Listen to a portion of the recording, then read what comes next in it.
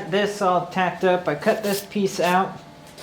I measured in so that basically where the tank's going to sit at the bottom is 9 inches in, so when it hits here, it's about 6 inches, so this is going to be the back rest of where the tanks are going to go. So what I did is this whole piece is just tacked together. I had to extend this 6 inches because my measurements were off. But once I got it tacked, what I did is I put this piece on here and tacked that, and then put all the other pieces in to keep it square. And then I'm going to weld these out and grind that before I weld the top out. And that's another way that you can keep everything square. Since it's tacked right here, as long as these don't pop, it's going to keep this whole guy nice and tight. So the way that I found out where to cut this and where to angle this is I took my piece and I ran it right here against this weld.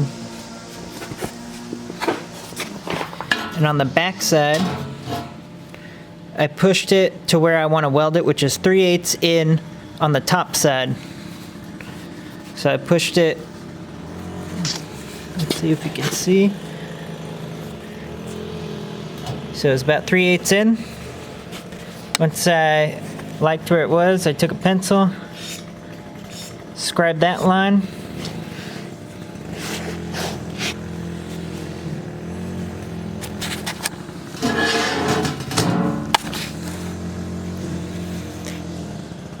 Followed that line, marked down, marked up here,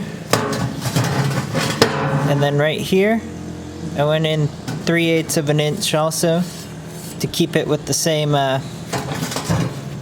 angle, and then I cut this out like that.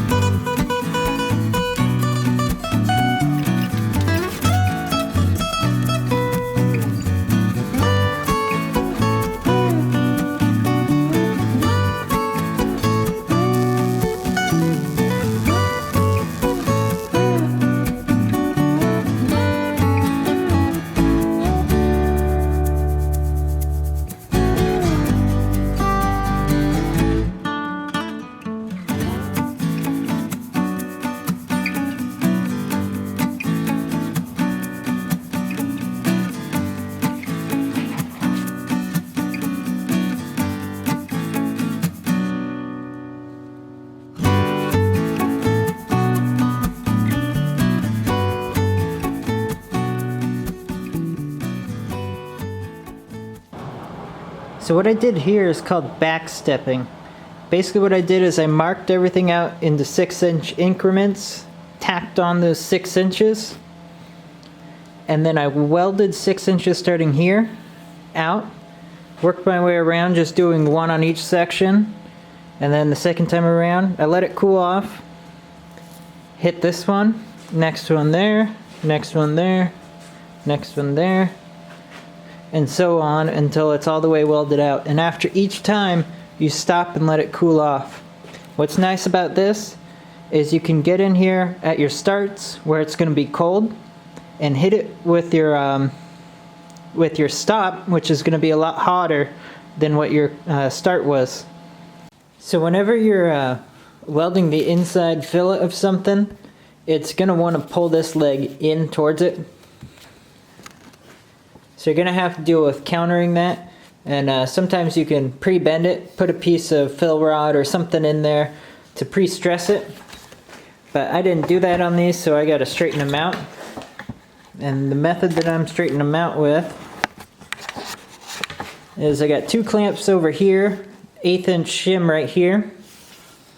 And then I'm just bringing this together with the clamp and smacking it with a dead blow up here to give me some leverage as I'm tightening this down.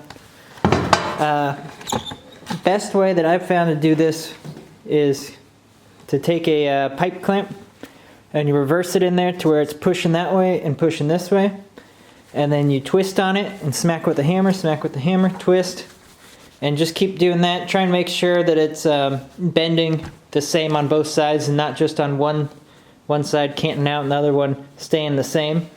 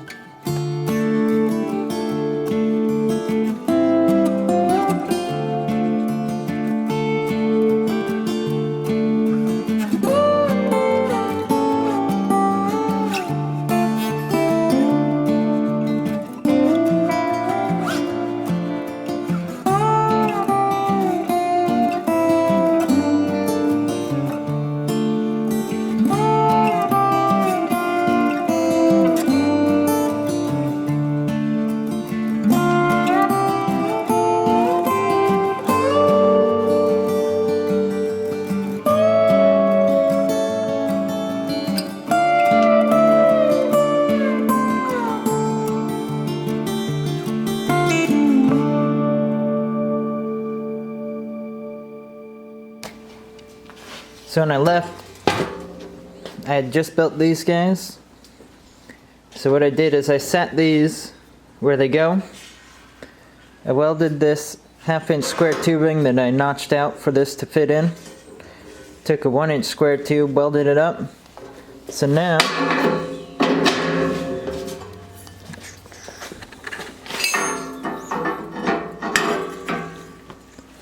just like that. And that'll keep this falling out.